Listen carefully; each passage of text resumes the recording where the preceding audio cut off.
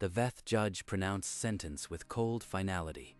Prisoners, you are marooned on Korath -9.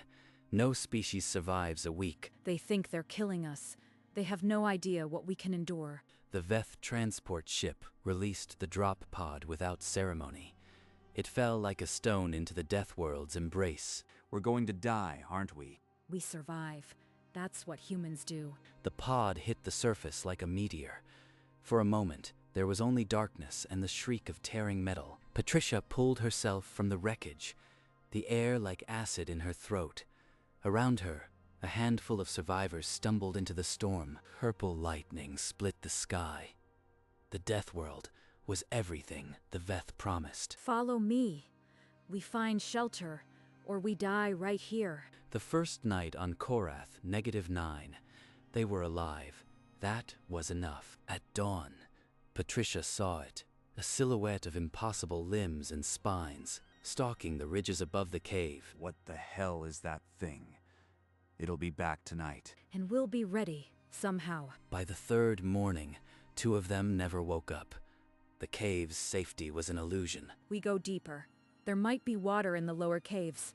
We can't stay exposed up here. In the lower cavern, they found a trickle of water seeping through rock. Patricia showed them how to filter it through scavenged cloth and charcoal. Everything we drink gets filtered twice. This world's toxins will kill you as fast as its claws. That night, the predator struck. A scream, a rush of air, and when the chaos ended, another was gone. We can't keep losing people like this. We'll be picked off one by one. Listen to me. We're human. Earth herself was a death world. We beat that. We'll beat this. Weeks blurred.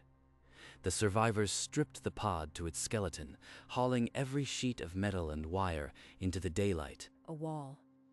We build a real wall before the next storm. No more running from shadows. And what exactly are we building with? The pod's plating won't hold back those monsters. Then we use the rocks. And we don't stop until there's a barrier between us and this world. They cut into the cliffside, driving salvaged beams into the stone. The wall rose inch by inch. They piped water from the cave, spring into a cistern, made from the pod's emergency tank. Pure, filtered, constant. Earth was rated a death world too. Higher gravity, more pathogens, predators that saw us as prey. We didn't just survive there, we thrived. So we're Deathworlders. That's why we're still breathing. Exactly. And that's why this world will be ours. It doesn't know it yet. Months later, the outpost stood, a crude fortress against the relentless storm, smoke rising from its heart. 6 months after the crash, the outpost was unrecognizable. Walls 5 meters high, watchtowers scanning the horizon, chimneys puffing day and night. The death world hasn't killed us yet, but I don't trust the quiet. Stay sharp. Then the salvaged sensor console pinged, an urgent, metallic signature descending through the upper atmosphere. That's not a storm front. That's a ship. Veth design. I'd know that silhouette anywhere. The Veth survey ship descended through the storm clouds, its hull sleek and cold, utterly alien against the Deathworld sky. Everyone to positions. Keep your weapons low. We don't shoot first, but we damn well don't look weak. They'll see the walls, the smoke, the cleared land. They'll know we survived. What then? Then they'll know we're not the weak species they threw away. And maybe they'll start to understand their mistake. You wanted us dead. You gave us a fortress. Your mistake. The Veth survey ship touched down outside the gate. For a long moment, no one moved. Inside the Veth survey ship, Corvon stared at the thermal display. He had expected a graveyard. Instead, the planet seethed with heat signatures. Impossible. Structures, multiple heat sources, smoke trails. This world was supposed to be barren. The humans, they survived. They built something. This is a disaster. He ordered a closer pass. The ship dipped through the storm, and the outpost resolved on the main viewport. Magnify the central structure. I want to see every detail. They cannot have lasted 6 months. The screen filled with images of a fortified settlement. stone and metal walls, a water cistern, armed figures on the ramparts. A fortress. They turned a Deathworld into a fortress. The tribunal miscalculated. Take us down. Land outside their perimeter. I will see this with my own eyes and report. The survey ship descended through the churning purple clouds, buffeted by the Deathworld's temper, its landing lights cutting the gloom. When the ramp finally touched the ground, Corvan's composure was perfect, but his mind was already rewriting everything he knew. Corvan descended the ramp with careful dignity, but the gravity hit him like a hammer. His knees nearly buckled. His lungs ached despite the filter. How did they breathe this? How did they not break? This planet is death. The outpost gate groaned open. Patricia stood in the gap, arms crossed, flanked by armed survivors. She looked utterly unimpressed. You survived. This is impossible. Explain how you are not dead. Did you really expect a Deathworld to kill us? We're human. Deathworlds are where we come from. Corvan's eyes flicked to the walls, the watchtowers, the cleared killing ground. Every detail was a question his training couldn't answer. You built all this with your own hands, with nothing. How many of you are there? Enough to hold this planet. Enough to make you regret ever sending us here. The silence that followed was heavy with unspoken calculations, a prelude to a much larger reckoning. Corvan took a step back. His mind, so accustomed to order, could not assemble this into a coherent threat. Not yet. Patricia offered nothing more. Her silence was a weapon, and Corvan was bleeding from it. The apex predators. Those monsters should have torn you apart. How did you survive them? Maybe they're not as apex as you think. The real monster on this planet is the one that adapts. Corvan's gaze swept the compound, and then it caught on a heavy gate inside the wall. A separate enclosure, thick barred and dark. A shape moved inside, a silhouette of impossible limbs and spines, the same predator that had hunted them months ago. But now it wore a harness. They've captured it. No, they've tamed it. The apex predator of a class -15 Deathworld, and they put a collar on it. What have you done? That creature. It should be a nightmare, and you have it like a beast of burden. Patricia didn't answer. She just nodded toward the wall, where a strange device hummed. Coils and capacitors scavenged from the ship, crackling softly. They're not just surviving.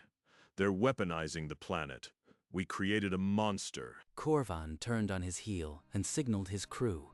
They retreated into the ship without another word, the hatch sealing with a final hiss. The Veth survey ship lifted off, engines straining against the punishing gravity, and punched through the storm clouds, a silver needle fleeing a wound. The humans are not just alive. They have enslaved the apex predators and harvest the storms.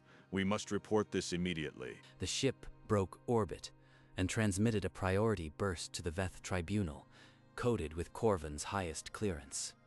The message was short, but it shattered centuries of certainty. He recommended an armed intervention, a full military strike before the Deathworld become a fortress no fleet could crack. Back on the surface, Patricia stood on the wall and watched the last glint of the ship vanish into the storm-racked sky. They'll be back, and they won't come alone. How long do we have? Weeks, if we're lucky. We need to finish the storm harvester and get every predator ready. The outpost surged with grim purpose.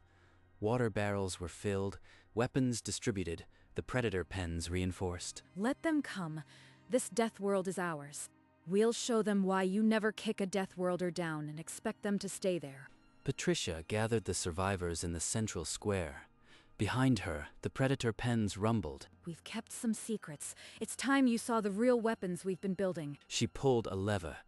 The heavy gates ground open, revealing a dozen apex predators, harnessed and calm. Earth was a Deathworld. Higher gravity, predators, diseases. Every human who ever lived fought to survive. That's in our blood. So this planet, it's just another challenge, and we're built for it. And this is the storm harvester.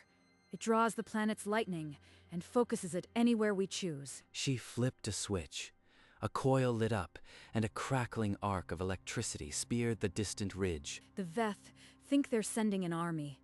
They're sending themselves into our claws. A roar went up from the crowd.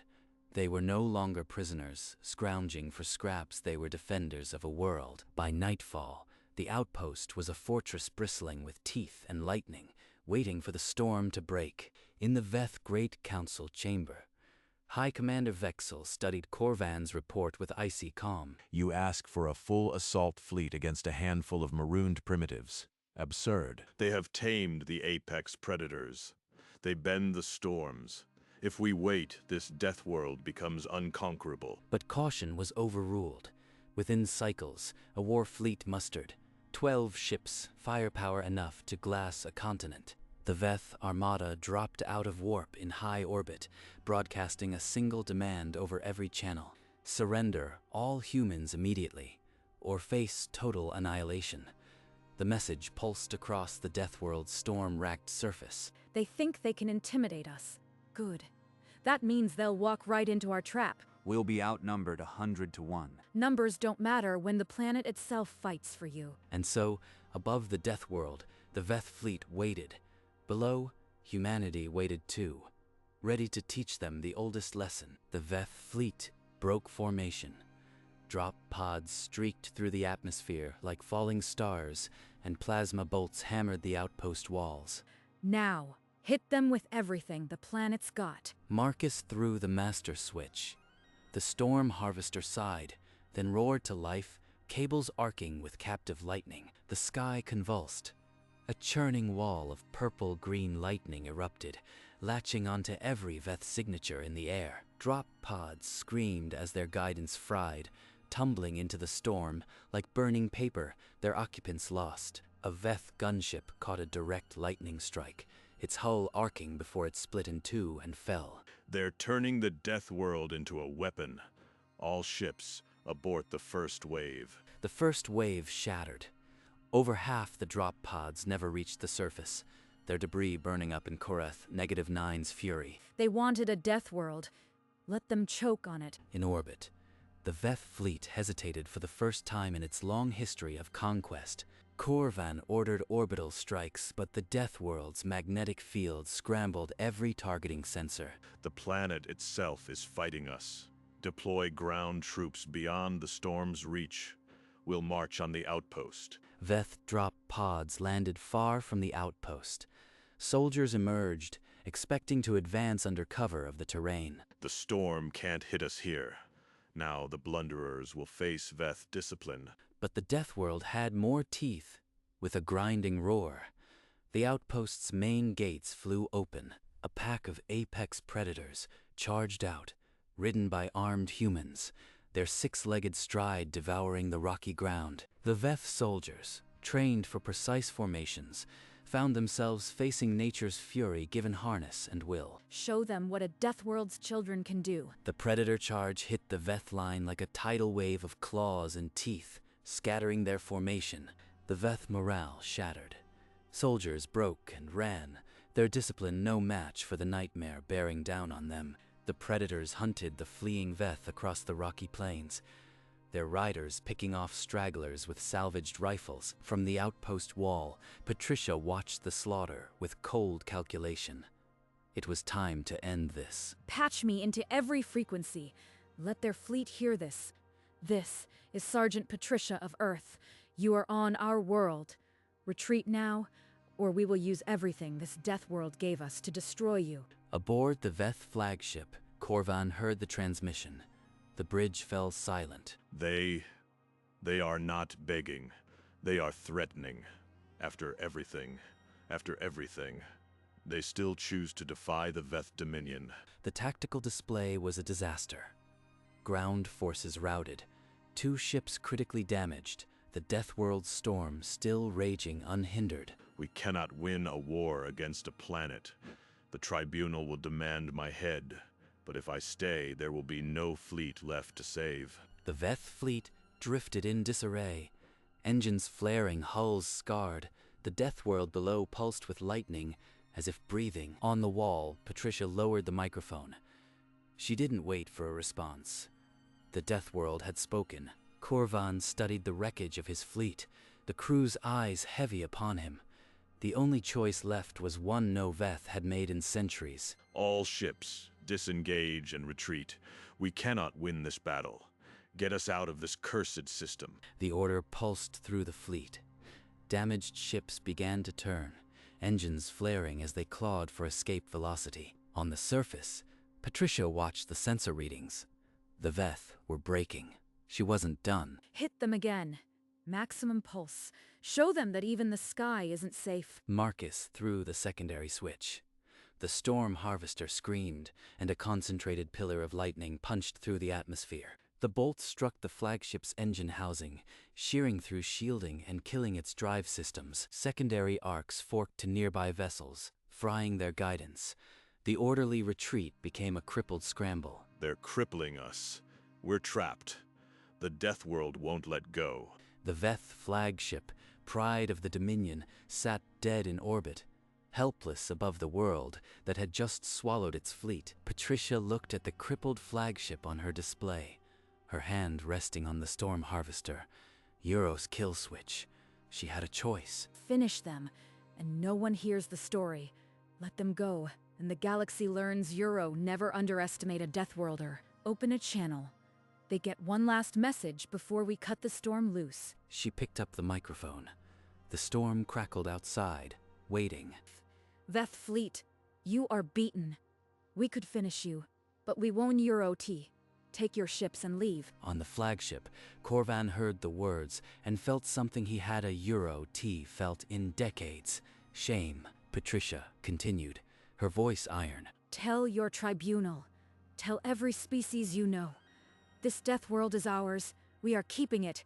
And if you return, we won't a Euro T be merciful again. She nodded to Marcus. The storm harvester wound down, the lightning dying away, until only the distant rumble of natural thunder remained. The Veth flagship, battered and humiliated, limped out of orbit. The Deathworld had won. As the last Veth ship vanished into the stars, the Deathworld seemed to exhale. The storm clouds parted for the first time in months. Patricia walked through the cheering crowd, her face still smudged with ash, and stopped at the broadcast console. We showed them what happens when you underestimate a Deathworlder. Now let's send a reminder. She typed 4 words into the transmitter and set it to repeat on every frequency. A single line of text flashed across every Veth monitor still in range. Thanks for the planet. We're keeping it. The message was brief. It was perfect, and it would echo through the stars. That's our home now, and God help anyone who tries to take it from us. Relay buoys in the outer system picked up the transmission, bouncing it across the void in an expanding sphere of human defiance. The galaxy was about to learn what happened to those who maroon humans on a Deathworld. The message struck the Veth tribunal chamber like a physical blow. Patrician ministers froze around the central display. Thanks for the planet. We're keeping it. They mock us, a primitive species on a Deathworld we gave them, and they mock the entire Dominion. I told them all. Now the galaxy will remember this humiliation forever. The signal was not encrypted. It reached a dozen listening posts, then 100. Intelligence agencies across the sector decoded the same 4 words. Alien councils convened in emergency. The Calthar, the Myron, the Dinar, all species learned the Veth had been turned back by primitives on a world no one should have survived. The Veth were publicly ridiculed. The Dominion cannot even dispose of its garbage. One diplomat quipped, "The humans are keeping it." Humanity ceased to be a primitive backwater. It became a species that weaponizes hell. We underestimated their home. We will not make such a mistake again. Isolate that system. No Veth ship enters human space. A quiet, humiliating retreat became a foundational lesson for 100 species. Never maroon humans on a Deathworld. They'll keep it. Months after the battle, the outpost had grown into a true settlement. New walls encircled workshops, a school and a hydroponics dome. 3 years ago, we were afraid to breathe the air. Now look at it. It's alive. A civilian transport descended through the now familiar atmosphere. Its markings not Veth, but human. The first new settlers since the war. Welcome to New Terra. Air's still a bit tangy, but the storms don't bite anymore, not unless we ask them to. The Deathworld, that had been a prison, was now a destination. A place where humanity proved something elemental. They tried to kill us with this world. Instead, it became our strongest ally. If only they knew the truth about Earth. You were right from the start. We're Deathworlders. This is what we do. We just needed a chance. The Veth gave us the hardest one possible, and we built this. She looked at the fortress, the people, the predators resting in their pens. She had come full circle. This Deathworld was home. The Tribunal had given them a planet they thought would kill them. Instead, it became humanity's newest cradle. The Veth Tribunal never understood. Earth itself was a Deathworld. Our cradle was a crucible, crushing gravity, lethal pathogens, predators that hunted us. Humanity carried that genetic memory of endless war against their environment into the stars. Korath, -9, was not a prison. It was a harder echo of home. Patricia's 4 words became a beacon. Thanks for the planet. We're keeping it. The message echoed from relay to relay, a statement that made the galaxy pause. Species that had dismissed humans as fragile primitives revised their assessments. Humanity was not weak. It was a species that weaponizes worlds meant to destroy it. The Deathworld that was their grave became their fortress, their home, their statement. The lesson was clear. Never maroon humans on a Deathworld. They'll keep it. The Veth Tribunal convened in a closed session. The disgrace of Korath, -9, hung heavy in the air. We should assemble a larger fleet, burn the human settlement from orbit. We cannot let this insult stand. And lose another fleet? The humans have allies now. They are feared. A war would cripple us. The elders deliberated in hushed tones. The Firehawks had become cautious after the failure. Then what do you propose? We do nothing. They will see us as weak. We accept the loss. We learn. Humanity is not an enemy we can afford. Not now. The Tribunal issued a decree.